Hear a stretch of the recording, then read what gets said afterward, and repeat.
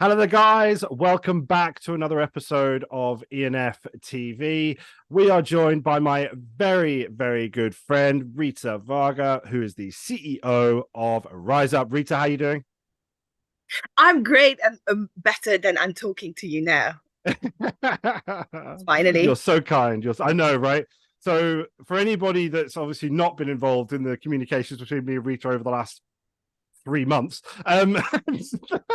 We've been trying to put this together, and I was literally saying before I press record, it's either been me and my schedule, Rita and her schedule, or something completely different that's messed us both up. So I'm so happy that we've managed to actually carve out some time and do this. So I have so much to catch up with you on. First off, before we get into it, though, guys, if you are tuning into this episode, please don't forget to like and subscribe to the channel. It really helps us because we are trying to grow. And you may have seen on a recent post that I put out that we have now hit or crossed the 11,000 views. So we want to get that to 20 as soon as we can. And we're only going to do that with more and more viewership. So please do. It's completely free, and you get to see over 130 episodes of all things hospitality and commercial. So yeah, let's get into it. So Rita, last time you were on, it's been a little while, and I know that there's been loads of developments on the Raizup side of things. So tell us what's been going on, all the awesome stuff in the awesome world of Raizup. Yeah, so first of all, personally, since we've last talked and I just mentioned it, I Yeah. had two new babies, actual babies. Actual babies. Actual babies. So the world is evolving, Yeah. and we Yeah. are growing, and Rise Up is growing. And I always say I have all sorts of babies. So I had two physical babies, healthy and Yes. happy. The little one is now 4 months old. Oh, It always gives me, those times give me the energy and the thoughtfulness of what yeah. can be next, and how is the industry evolving, and what are the other kind of babies that we can actually come up with to help our community, our Yeah. industry, right? Yeah. Yeah. And Yeah. because you are busy and I am busy, because things are on track within our industry, Sure. and they are also changing, so we need to address things in the new world. In the past 4 or 5 years, we've been always concentrating on our talent community. And Yeah. it keeps on being the core of our organization.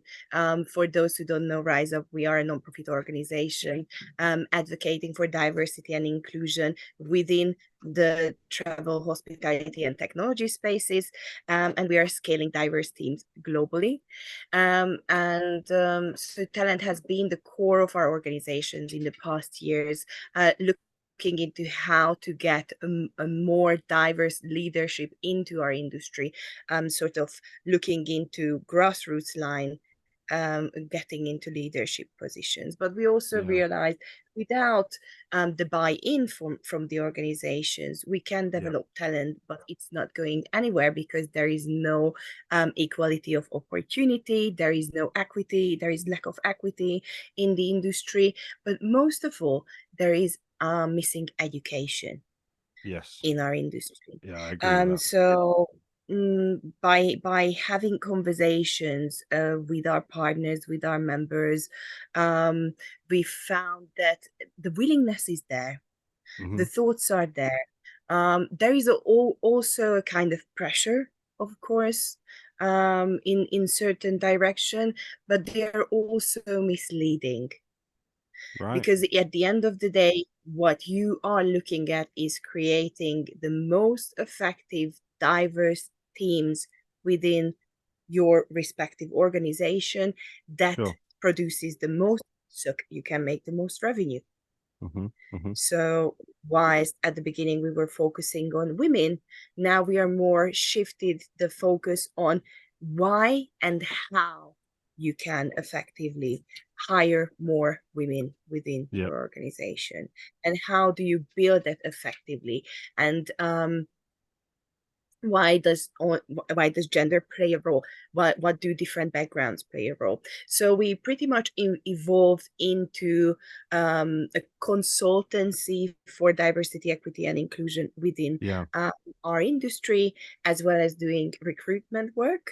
And everything that is more of the part that is involved within building up Yeah. recruiting. So Yeah. talent acquisition goals, how do you write effective job descriptions, how do you create effective benefits and compensations programs, Yeah. um, things like that. And then we also support businesses in growing internationally or outside of their core market, let's say. Right. Yeah. It also becomes inclusive and diverse. So how do you adjust your business plan that serves the local market, for example? Who are your partners locally? Who are your first movers? So it's a very cultural thing that we do with Fantastic. organizations. Well, I mean, when I was sort of involved, if you like, with the previously women in hospitality and travel tech, and then obviously Raizup, that's what it was built on, wasn't it? It was that community, and I imagine that community aspect that you already built and had a very solid foundation. I can imagine that's played really nicely going into a more of a consultancy based business because you've already got that community and you've already got that standing and reputation, I imagine. It's the reputation, it's the community, but what do you get through community the most? It's the insights. Where do you Yes. stand? What do employees actually from different organizations want when it comes to opportunities? Yeah. What are the reasons why, apart from COVID, why are people leaving the industry? Sure. Why are people choosing different paths within their organizations, etc., etc.? So there are a lot of insights when you're driving a community to get Yes. to the Yeah. core of the business aspect of it.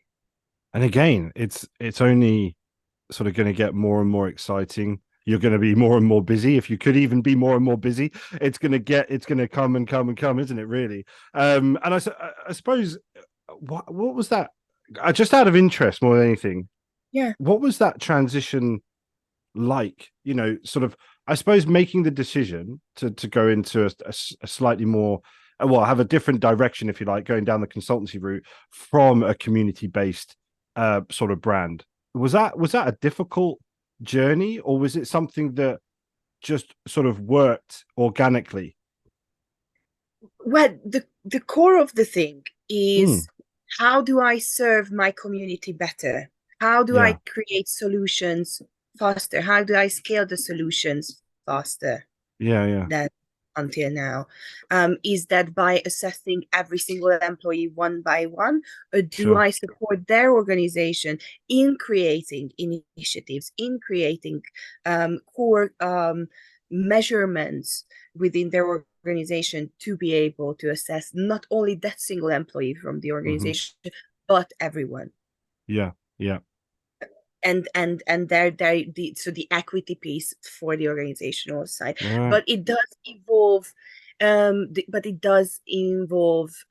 guilt, if Yeah. you Yeah, if yeah, you yeah. want, because you are shifting from being a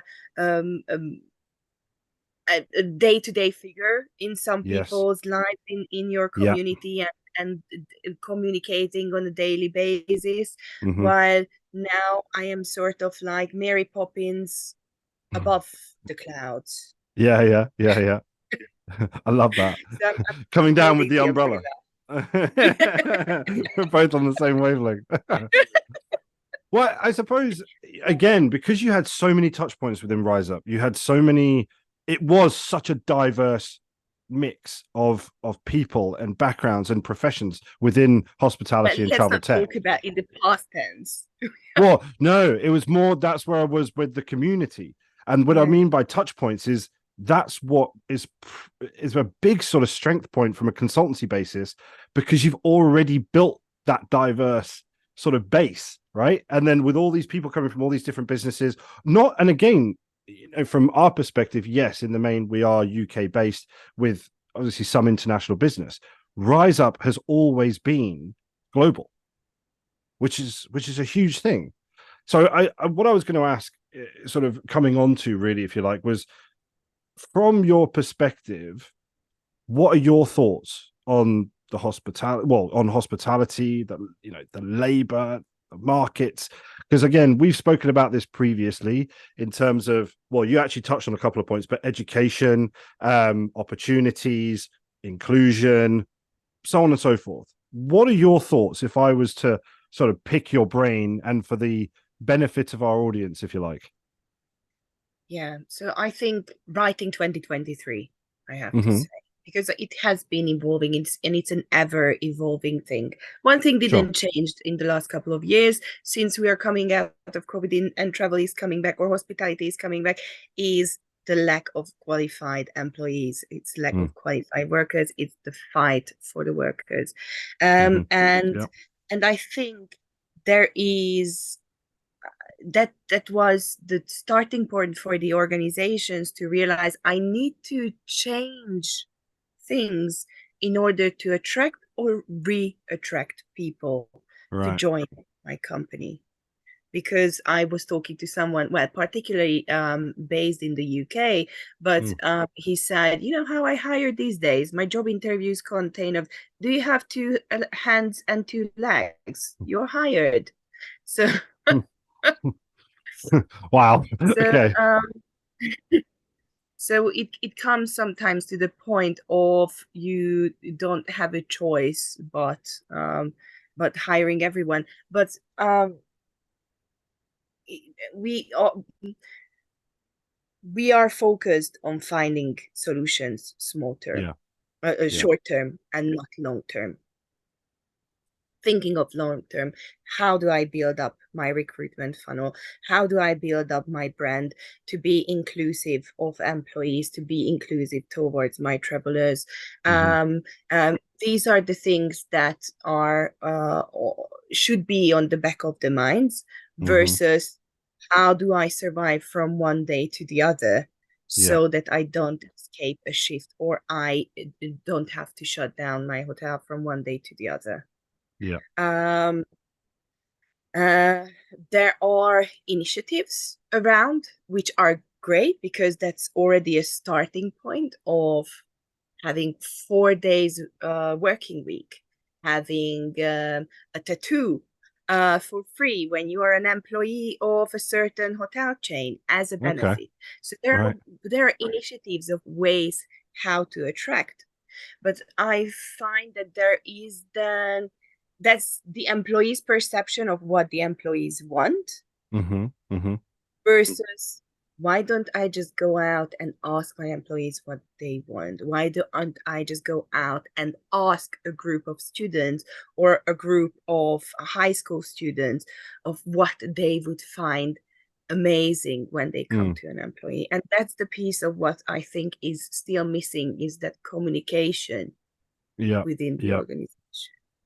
I suppose again, it's one of those where we look at talent acquisition in terms of attraction. And of course, the next question is retention, but I'll come on to that in a second. But the attraction side of it, as you so rightly say, if you're not having that open line of communication, either to your current employees or to potential employees that are coming on board, you haven't got a hope in hell to be able to attract anybody if you're not knowing what the current market is, because the market is so diverse and it's so ever changing. So it doesn't, even if, I don't even want to say the word anymore, but, during COVID, that was a time of necessity for change. And if anyone's still in that mindset of a pre-COVID situation, again, they are so behind the time, it's unbelievable. So, and that's what I think the understanding is it's, I guess you as a consultancy, it's about educating your clients, your organizations, in terms of where you think you are may not be actually where you are, you know? And Yeah. that's a simple education piece in itself. Yes, yes. And this is so we worked over the past 6 months on a certification program called Mm, DEI certification for yeah. Raizup. gives a pinpoint and a benchmark on where the organization stands within their diversity, equity, and inclusion initiatives. Right. And big part of it is actually doing the assessment with the employees. And most of the time, what we find is organizations having great programs. They assume they have great programs for their Yes. employees. Speak, I have a ping pong table available. I have, what I mentioned, some free drinks available, whatever. So there are several programs. But when you are actually asking the employees, the demographic does look different and their priorities look different. So there is a misalignment on what the employee thinks the employer thinks the employees need, and then there is the actual workforce side of things where they see it. The other huge piece that we are both involved with is the educational piece and talent Yes. development piece. Yeah. I think it's being in hospitality. From chefs, we can learn a lot. They always have their sort of proteges that they develop, and the aim of the game, the end of the game, is to make those people fly on their own and create their own sort of creations within the culinary world, etc., etc. And I think this is how leaders should look at every single employees of theirs. And that is why I think education should be more accessible. And should be available to anyone and everyone within the organization.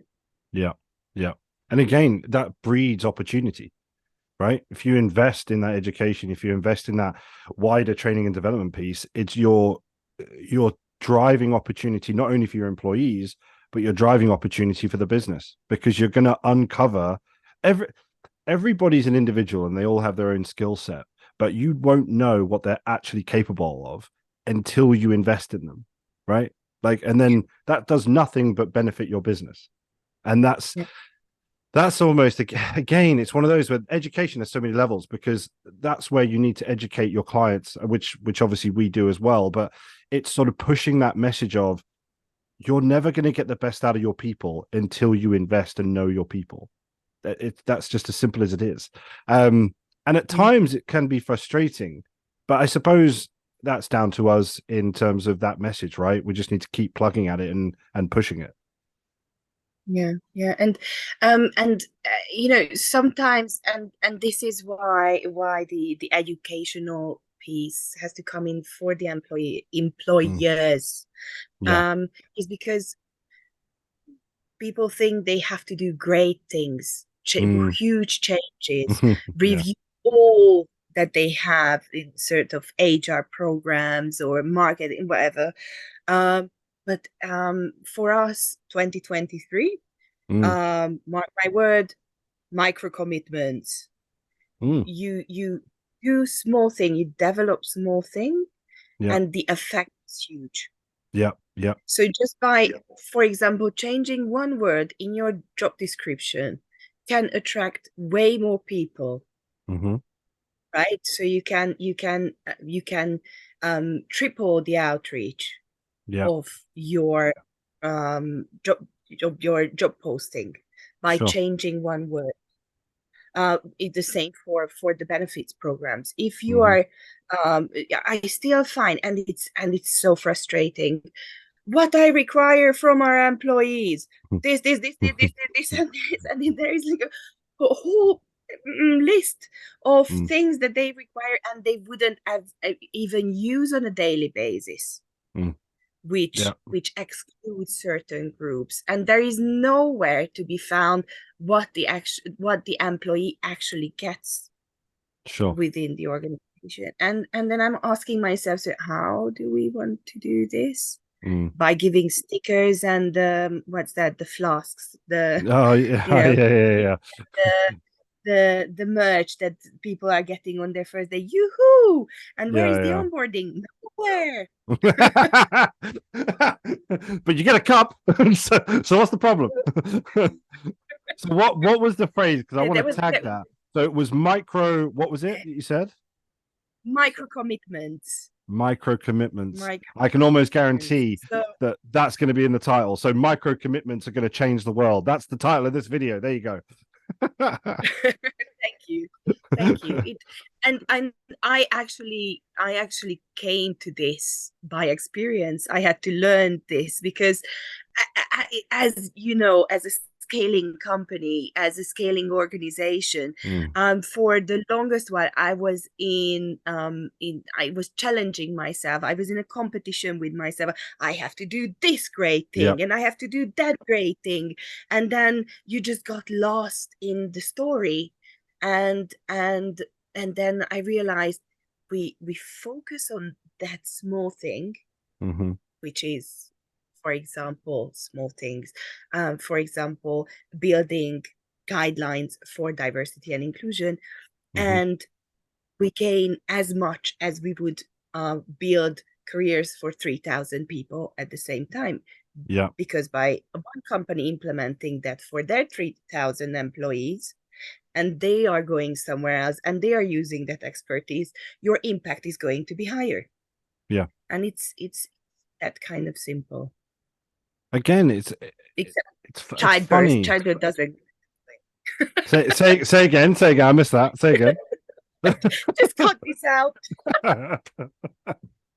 What I was going to say, right, was we'll cut that bit out.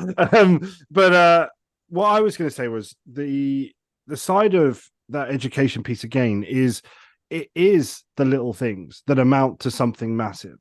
It is the small steps that get you to where you want to be. And I don't, those micro commitments could end up being, because I think it's one of those where if you try and push a whole agenda or a whole sort of change in mindset, that can be a very difficult thing for an organization to say, okay, we're signed up, let's do it. Because it's almost one of those things where they feel like they have to change every facet of every part of their business.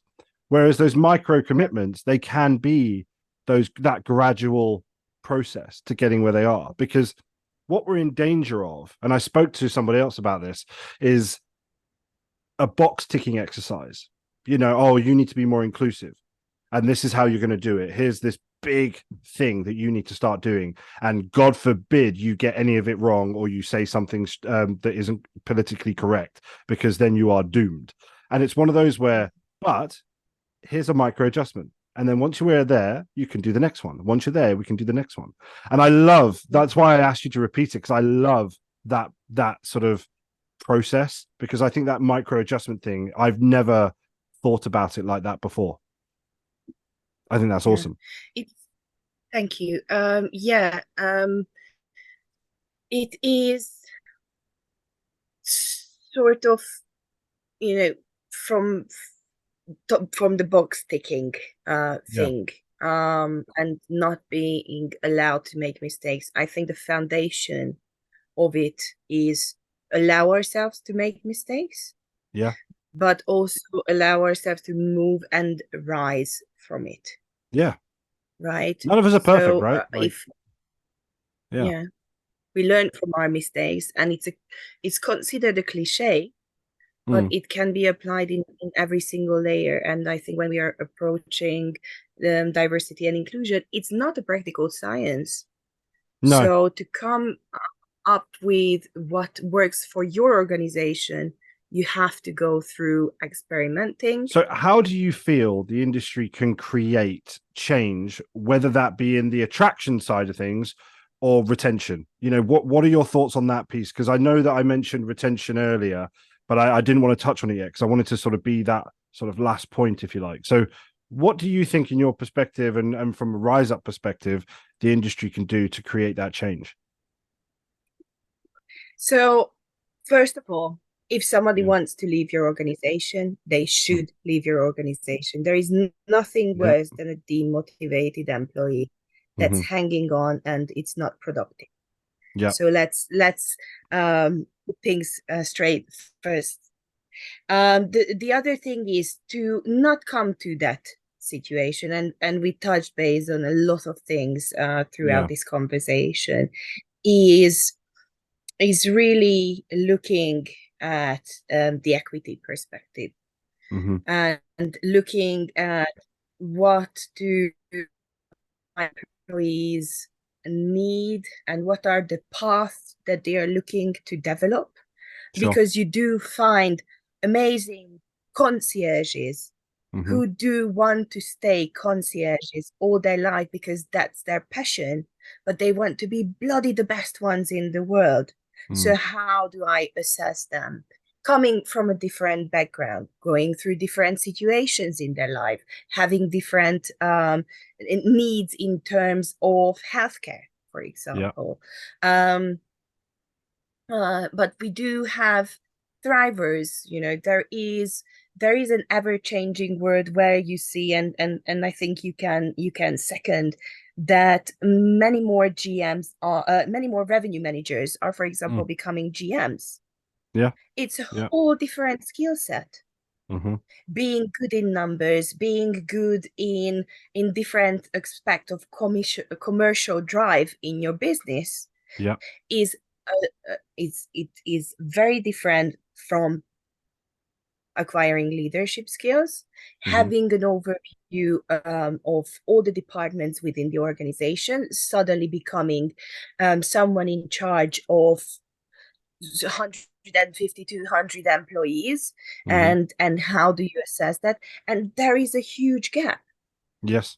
when Yeah. it Yeah. comes to talent development. And I also lately, the demand on me driving workshops for organization has been on imposter syndrome. Yeah, So I suffer from that people, myself. Yeah. so it's we all suffer independently from our gender, from socioeconomic situation, from our educational level. In any profession, anyone struggles with self-confidence, Hmm. Hmm. and to a certain extent. And then there are different layers that come with imposter syndrome. Hmm. And there is always the question as well, am I what is the difference between having imposter syndrome versus not being able to conduct my role well? Yeah. And this is what employers, I keep on making that mistakes, employers need to receive and assess. Hmm. And oftentimes the first question is, but I'm not sure I can go to my boss or to my manager or to my GM. Right. If I have a doubt in my competencies, Wow. where can I go? And I think it is again the inclusion bit of involving, not being afraid, creating Hmm. fearless organizations. Yeah. Yeah. Uh, and yeah, so it's the mindset Yeah. of the organization. So how do I want to assess my organization culturally? Yeah. How do I want to provide my leadership Hmm. with soft skills to be able to drive my employees? And on any level of the organization, providing access to education and further development Hmm. Yeah. so that people feel motivated, taking in consideration the backgrounds and goals of people. Mm. Well, that's been one of the biggest areas for us, from a revenue manager perspective, anyway. One of the most frequent requests that we've had ever since it'll be late 2019 was soft skills for revenue management. So um, our guys, the usual sort of statement was our guys are amazing. They're great at what they do, but we're struggling to get them to get that buy-in from our operational managers on property, usually within a Mm. clustered environment. And we need to develop their soft skills generally, but mainly on the negotiation, getting buy-in, building rapport, those three were the big ones for any revenue manager. And what we're seeing now in the requirements, we have, if you like, some major pillars of requirements that people are looking for almost in every single revenue manager job now. It's highly analytical, commercially minded, and strong communication skills. It's those three every single time. And the communication skill bit, they always say they need to be able to hold their own in any sort of meeting environment without needing their hand held. And it's those development skills that people are really investing in. And I love the fact that they are, because I think it's been a long time coming. But that's where that expectation then changes of the revenue manager themselves, because now we're sitting in a market that now has that expectation that they need it. So again, if employers are not developing their people, they're hindering them in their wider career. And that's a sad thing in itself. That's a sad thing in itself. Yeah, but I remain positive because the responses are positive. I think by even questioning and starting that educational piece for themselves, being just open to new things, is again a micro commitment. I'm open to them. Yeah, I'm open to new solutions. I'm open and willing to change and adjust in the future to be able to leverage my organization's talent. So no, perfect. Yeah. Well, the end of this episode, I want to give you an opportunity just to tell our audience very quickly. So Raizup, what are the types of clients that you guys deal with now? Obviously, you are in this consultancy space. So the types of clients you deal with, and whoever wants to get in touch with you, where do they need to go? We are working normally with everyone within the hospitality and travel space. Great. So typically restaurants or hotel groups or individual hotels. I would say it makes sense from a employee number. The smallest organization that we've worked with is 26 people to get something started. And the larger the organization becomes, the more challenging it becomes to work backwards, sort of what has been working retrospectively and developing. And and what we have been working on, the DEI certification, is for us and for the organization to get a status quo of where you are, a guiding point of where you stand regionally, within your own niche industry, etc. And of course, having the first insight into what your employees are actually looking for and what makes them happy. Yeah. And the investment that you should make in your employees in the future. And if anyone wants to contact you about working with Raizup, how can they go about doing that? hello@weraizup.com, www.weraizup.com. We are very present. We just launched a brand new website a couple of months ago. So that gives a direction onto ways you can work with us. We are also publishing a monthly newsletter on our LinkedIn website, and I have, if I can pitch my own Rita stories, my friends love my stories about different workspaces and experiences I've had over the past 20 years living in 7 different countries. And this developed into a constructive work addressing real workplace situations and how to best deal with them in a diverse, equitable, and inclusive workplace. Love that. Well, guys, if anyone does want to get in touch with Rita, I know she'd be thrilled to talk to you about what they can do or how they might be able to help. What I'll do as well, Rita, is I'll pop your details in the description below, just so they can, click on it and then they can get in touch with you through LinkedIn as well. But I just want to say to everybody, thank you so much for tuning into this week's episode. Rita, thank you so much for carving out some time out of your busy schedule between being an amazing mum and an amazing industry leader, because you're doing a great job of both with how busy you are all the time. So thank you so much for joining us. Guys, don't forget to tune in to next week's episode. And again, don't forget to like and subscribe. We'll see you in the next one. Bye-bye.